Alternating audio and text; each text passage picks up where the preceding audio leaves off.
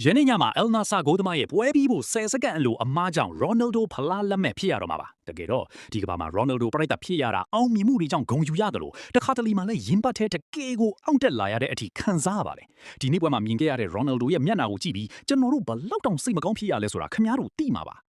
ဖလားကိုကိုက်မြောက်ဖို့စက္ကန့်ပိုင်းအလိုစူဖလားကြီးကိုလက်နဲ့ထိယုံတင်လိုတော့တဲ့အချိန်မှာအယ်နာဆာဂိုးသမားရဲ့အမှားကအရာအားလုံးကိုရက်ချိုးလိုက်ပါတယ်အယ်နာဆာဂိုးသမားလုတ်လိုက်တဲ့အမှားတစ်ခုဟာပရိသတ်ပေါင်းများစွာရဲ့မျှော်လင့်ချက်ကိုဖျက်ဆီးလိုက်တာတွေမဟုတ်ဘူးအသက်40နားနေတဲ့အထိကွင်းထဲမှာခလေးတယောက်လိုရုန်းကန်နေတဲ့လူတယောက်ရဲ့အိမ်မက်ကိုပါတပ်ပြေးလိုက်တာပါ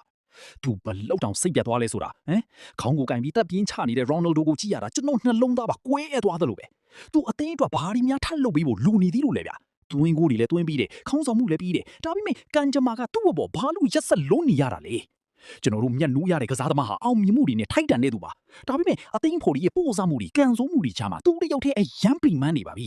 အခုတော့လီဖလားကဝီးတဲ့ထက်ဝီးသွားခဲ့ပါပြီသူ့ရဲ့မျက်ရည်တွေဟာပရိသတ်တွေအတွက်တော့စူဖလားတွေထက်ပူတန်ဖို့ရှိပါတယ်